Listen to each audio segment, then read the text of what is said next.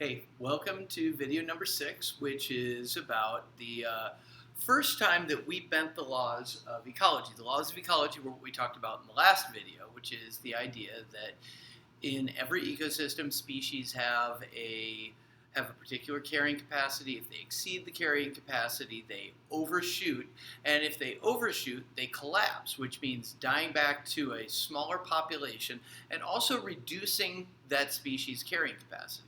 Now, again, to just sort of locate this lecture in terms of what we're talking about, human beings up until the moment that we're going to be talking about were just another animal species. We were clever, but we weren't that strong compared to a lot of animals. We weren't fast compared to a lot of animals. We weren't necessarily the top animal. And so we were a part of this ecosystem. If we overate in a particular area, we could overshoot our carrying capacity and collapse.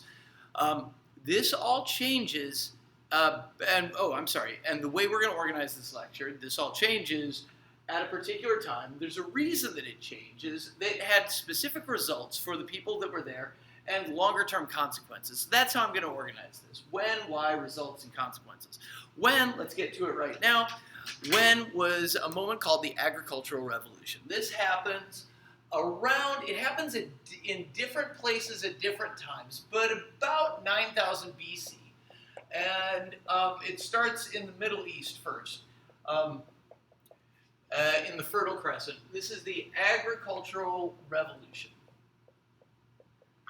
Now, we know it as this, for some of you, boring historical fact that you had to learn. The reality is, the way I want us to think about it is the first time that a particular animal species bent the laws of ecology that had prevailed on Earth for millions and millions of years. This is a significant moment.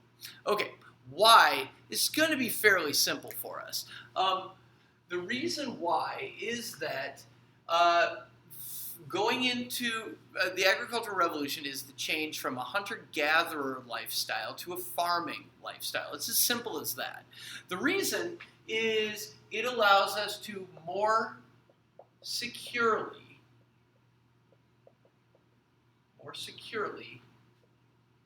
meet our need for survival. Really importantly, as simple as that. We'll pause right there and just appreciate that. When we farm, we have a more secure food source.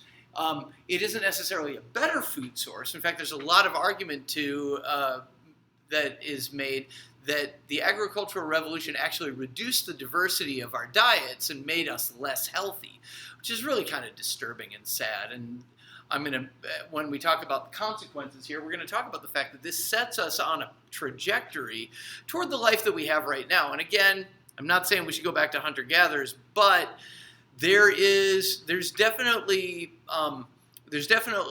benefits and costs to this change that starts here with the agricultural revolution. The reason it happens is that it allows us to more securely meet our need for survival, to get food more securely.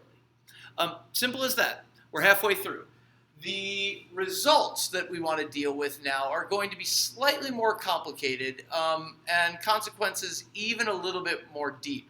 So even though we're talking about a particular historical moment, this is going to be kind of philosophical. All right, we've got this. Let's go to our results. Two categories of results. First of all, it creates factoring or not focusing on us for a moment. It creates simpler ecosystems. Now again, don't think of us as the human beings that you think of right now. Think of us as an animal species, and this is an animal species that took a particular plot of land that was very, very diverse. When things grow wild, all kinds of stuff happens. Lots of animals, lots of plants find little niches that they can fit into and survive.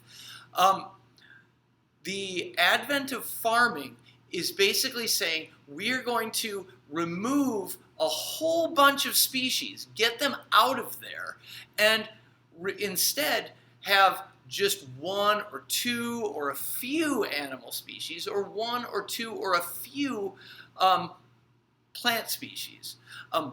Sorry, I can't remember if I said plant the first time.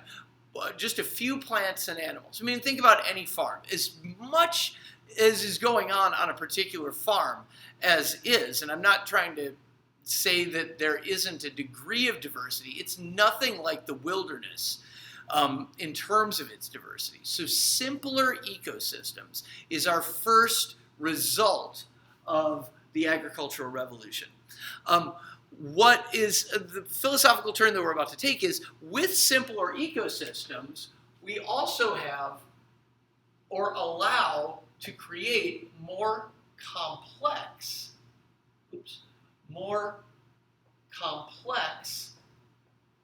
societies.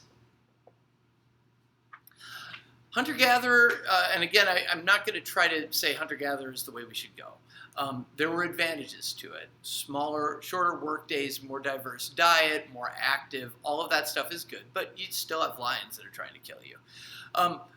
With more complex societies, this is not necessarily going to be better, but let's see what that means. So what we've done is we've simplified the environment, and it allows this particular species to have more complicated social lives.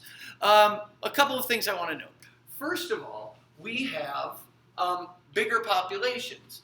More than 100 individuals means we have, for the first time, strangers.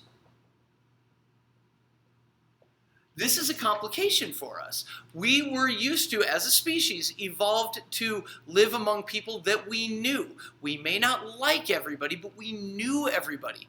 Once we start down the road to agriculture, we can have more complex societies, which means more people there because this food source is more secure, and therefore we can end up with strangers. You end up living among people that you don't know if you can trust. And we live in that today. We're used to that. Okay, so that's point one. Point two is more possessions, more things that can exist, because agriculture leads to, because we have a surplus of food, not everybody has to be hunter-gatherers, which we're about to get to.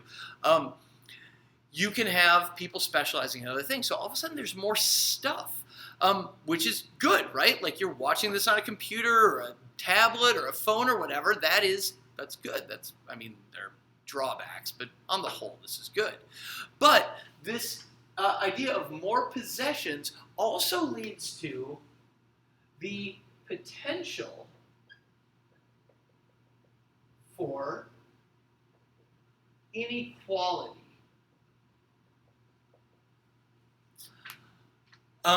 When we were hunter-gatherers, as I said before, there's not a whole lot of inequality because nobody's got anything.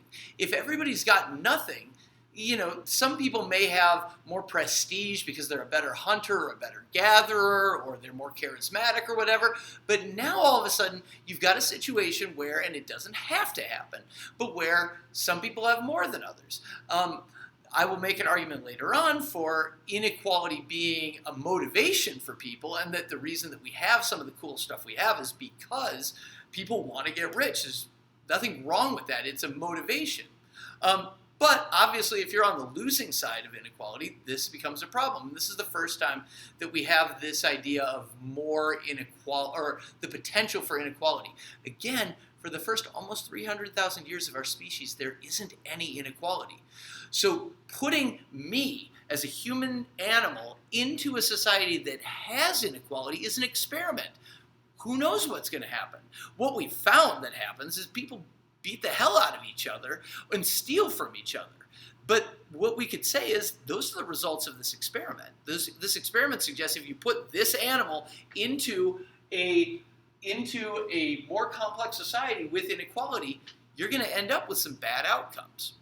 All right, two more ideas that I want to get to, and then we're going to cut this video and we'll move on to consequences for the next one.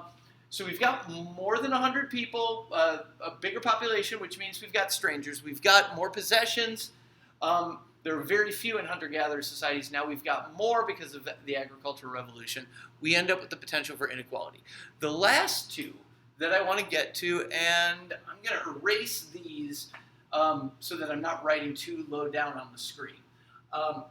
What we have is we've got more roles people can play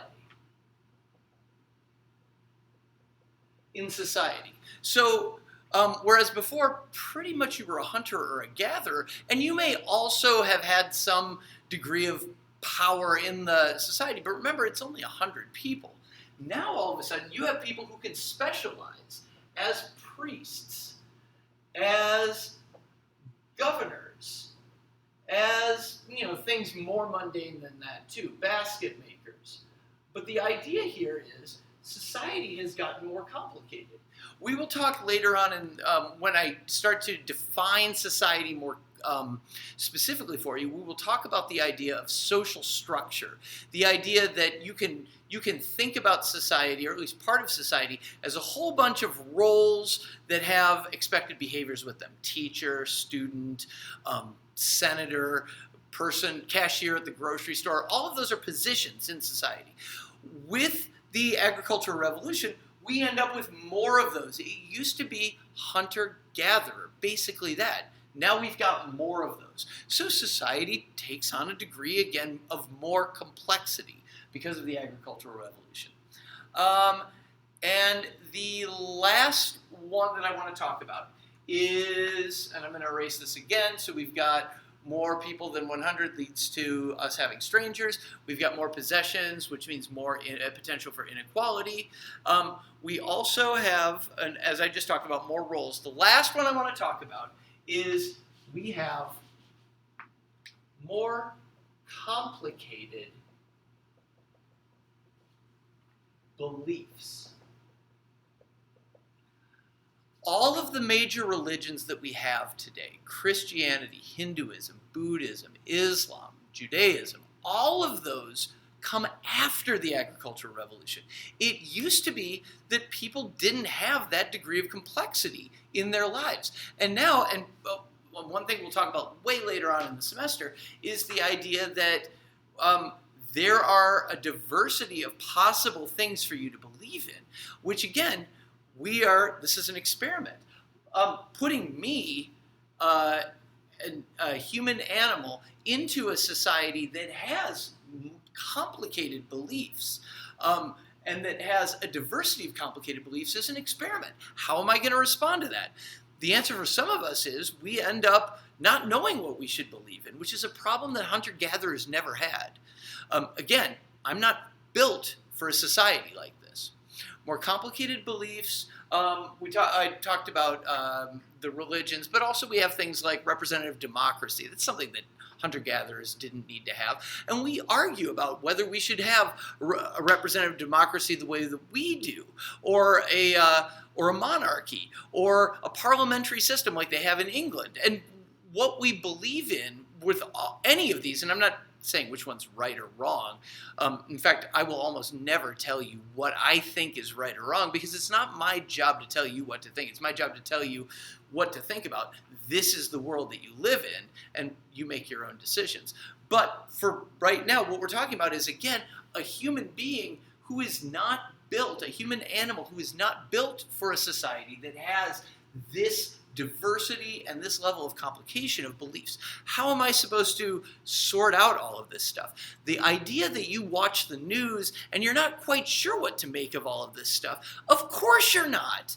Like, how could you be? You're not evolved to deal with this stuff. You may be a genius. It doesn't mean that you as an individual are evolved to be in an environment that has this diversity and complexity of information that you have to deal with. All right, that's good for right now. We're at 15 minutes about. So I'm going to come back to consequences in the next video, and we'll talk about that.